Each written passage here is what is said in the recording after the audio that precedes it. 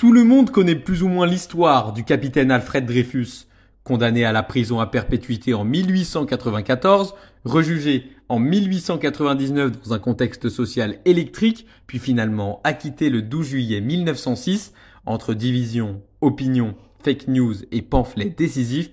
La presse a joué un rôle majeur. Bienvenue dans le 3e et dernier épisode d'Au crible de la presse, spécial Affaire Dreyfus, le podcast qui vous propose de revivre les plus grands moments de l'histoire moderne sous l'angle de la presse. Au crible de la presse. Bonjour et bienvenue dans ce 13h. Va, pleure pas, lève là ton canard. Pour être un bon journaliste politique, il faut certes avoir de la distance. Et là, c'est le drame. Perroquet, vous êtes qu'un perroquet, monsieur. Au crible de la presse. 13 janvier 1898.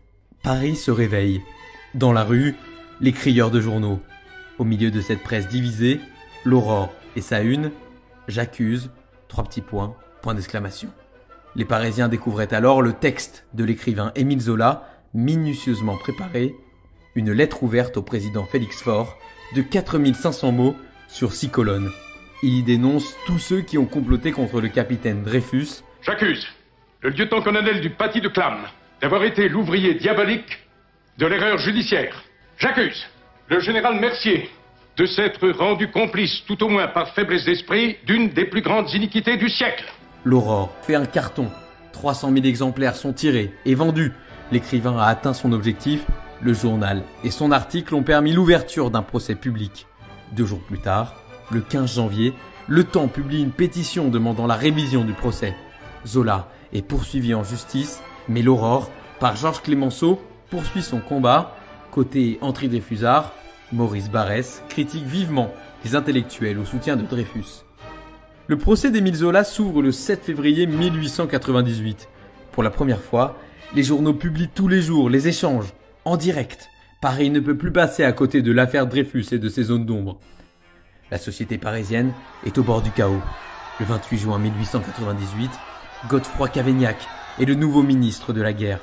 Anti-Dreyfusard, il veut montrer la culpabilité du capitaine. Le 7 juillet, il explique que 3 pièces prouvent cette théorie. Le colonel Picard, soutien inconditionnel à Dreyfus ayant découvert la trahison d'Esterhazy, saisit l'occasion et déclare dans le journal Le Temps que ces 3 pièces sont fausses, fabriquées par le colonel Hubert Henry pour faire accuser Dreyfus.